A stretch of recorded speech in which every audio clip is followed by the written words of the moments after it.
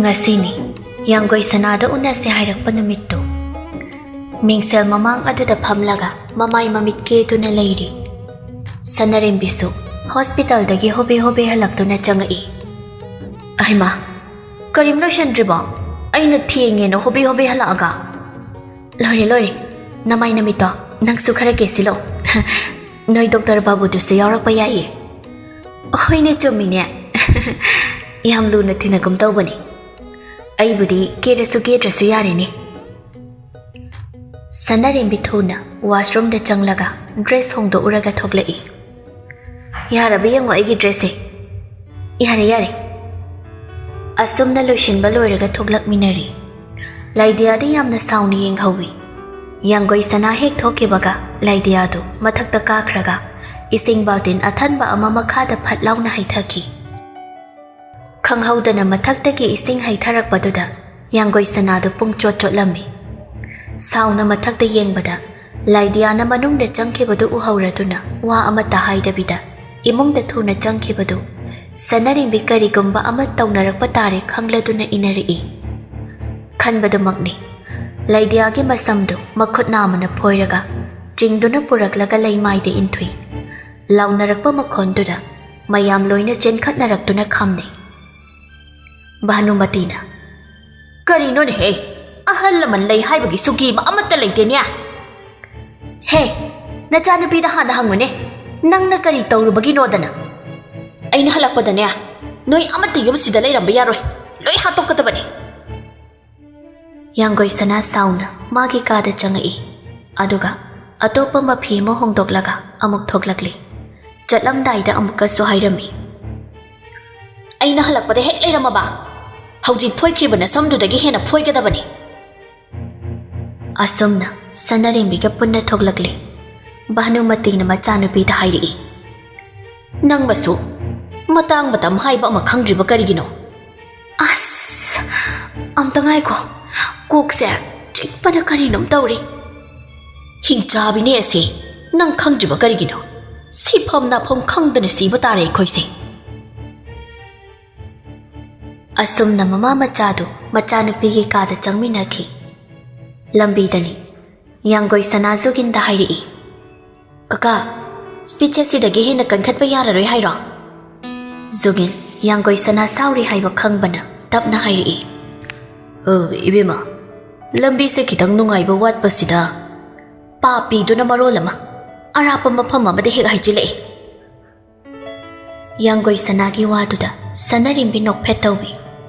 Asumna pongkhai mukki matungda yausilakli. Gari dagi kumaaga akoibadu koyeng yengi. Mi mayam marak aduda kanano haiba khandokpa ngamdraduna leiringai makhutna pairiba phone adu khingakpaduda kanano haina yengi.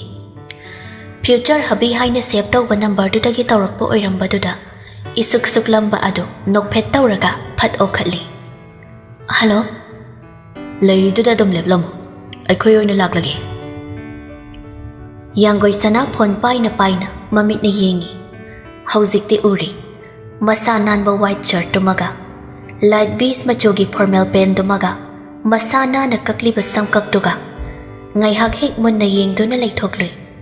Manak naksilakpaduda phone du phat kakthatli. Nupa maga loinaduna lakliba mamanaba adusu awatpa amata leite. Lilakliba white tableau ni strip chenba phurin white pen masa aduki matik nali. Nokmi tawba maithong adudasu khazai namada dimple macha thokli. Adubu karai dano makkai fanadi henbagum tawri pisum isuk suklabasu. Yanggoi sana maga loinaduna lakminariba sanarembida yengi. Yanggoi sana nokphet tawraga khonjal pikna hai. Nayadom silo hayeng changi. Sanarembi ikaina noklaga mamai du nonthaki. Asumna nupa ani dusu yausilakli. Nungsabana noyani asumda chalaga sanararo. Yanida Nongsabana kaifada tablapna. Irenjana wari sahura koino. Aikhoi leiridi hainingba waso haiba ngamdaba yai. Adum layu he. Nupa nattaba simangai. Oi mamanabe ibane somna chalusilo. Asi haiduna Sanarimbiga maikay amada chatkre. Yanggoy sanado, kari haidawno sukhangda sumlep tunalay. Kay faso, pak na wari hawdorakde. Yanggoy sanana mabukningda. Wari sibu kanana hawna chano. Ay na oy na hawra sila niya. Hera, asukpang manupa sibu. Makoy animag chapmana na.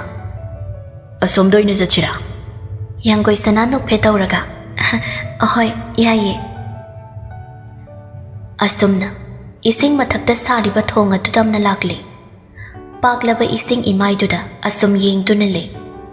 Liri silak panami bana, joy na rebe samlanga du suhumdokli. Kay fana. Luhong base. Waduloy banangde, yanggoy sanana. Ayari. Kay fa yanggoy sanada yengai. Pare, nang nasana suyari hayrabanina. Adubo, ay kyo iba wahana karayawge.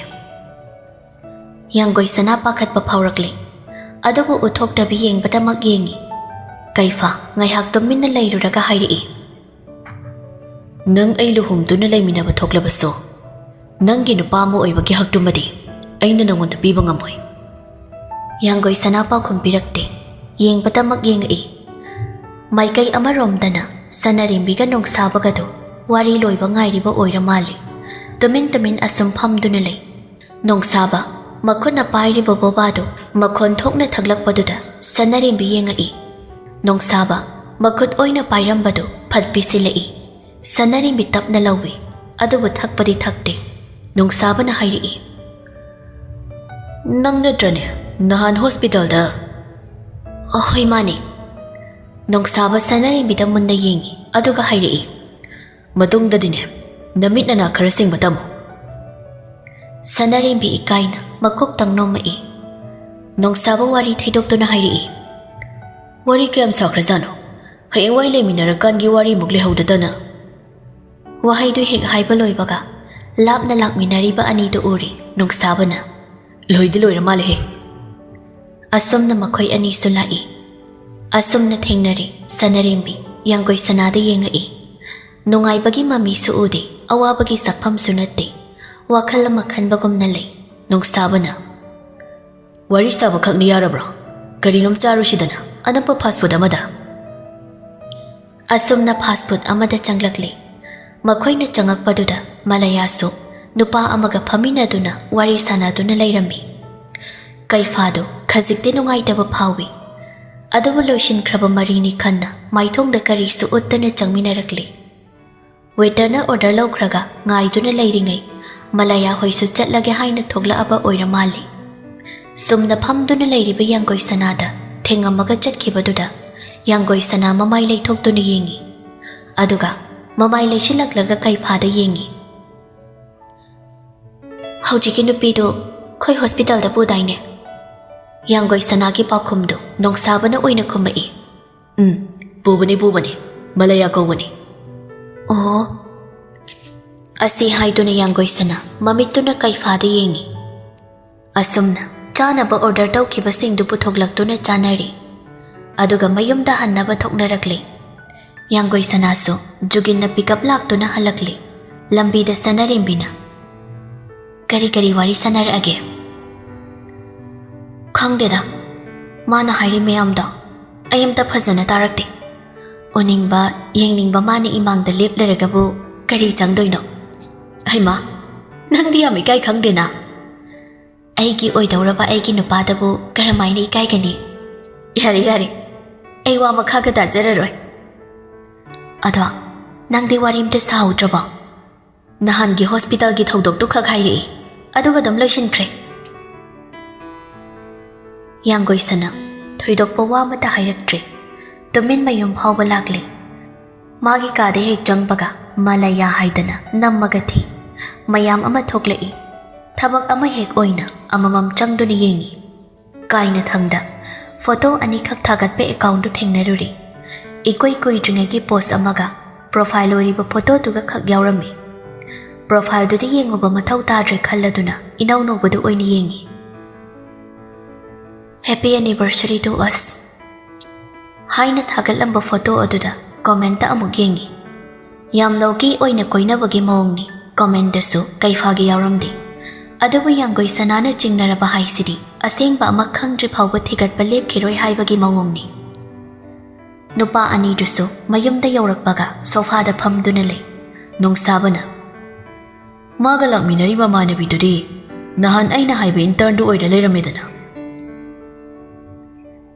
Wari kyam sanarabadude. Sanarakteda aisu kai haidono khangdabagi. Nahan gi wadu hek haijinbani. Ash nangsuba. Ngasai malayado sauri tawra chakridu kai yoi jano. Khangde mai lakminaba nupa duga sauna boiramgani. Adu boina karamaina khangdoino. Mi phama leiridudaga thengairamaga chatkibadudi khitang nungaitaba aido thawai tawgena tawba manba ma yauri. Khangdeda lona maikho kanarira su. Kaibuno aise sum wari boba hospital sida thabak tawminariba ikhoi doctor miyam sigi marakta malayana nangonda ni hin naksindanaba honabagi mawong ama uke. Nangna atopa nupiga ga leirambaduda saurira sinida. Kanade nang thabak tu tokto aduga mina kari khalli na thigatpagi thabak ama oina haudoasi. Nangnadi phagi sam tathoiba ainadi phagi ni khalu yadre. Arimbada thokmoki wakhal khandan ledau sarune nupi ma koshinabato adu iradi nang sangdredana koiragi hairagi hekta yaba daunaga apamba amata leitro haisibo. Nongsaba ngai hak domin wakhal amada lei. Kaifana yam khanjiluranu yare chawba maringi sangbaina na mahangda haina dai adum leiramani nangisu. Nang leirabane na ingonda karimna silaiba. Ngarang dani ko nang ai phangminaramdrida asuk lakjabana to ulakani haibadi aina khalude ko nang. Kaifano oga chananaga sauri ba haido ira malini tawrisha. Saujade nanaina saubagi kari tikleidana chalo hinade ge ya male luhong basitu ibani oina luhong ase. Nungsaba kaino asung nakna leiriba ibu adu kana kauribade yam hangoire ai nangse chalo so. Haujikan yam chatnarabani nangde nahandaga ingonda kainom khalami boire yam tukatchaina yari sakta thi. Adumna phagi dauna duna leiringai Kaifada Lalit na phone tawrakpaduda Kaifa hainingdana okhatli. Hello nang haujima hospital da laknaba to urgent ni.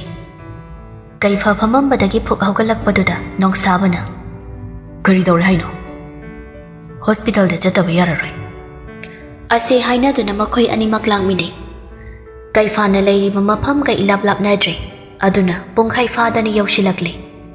Hospital manung changakpada Yanggoi Sanahoi family du leirami du uri.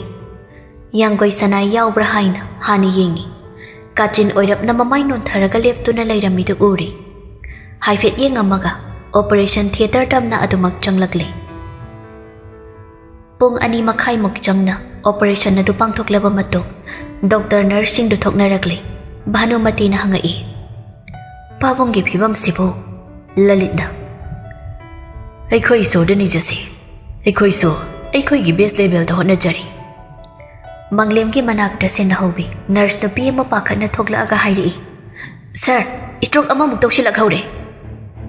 Lalit yauna mayam du thuna amuk changkhri khudakta operation amaka amuk tawba tarami adubu laibak thibana manglem kan bading am hauramde.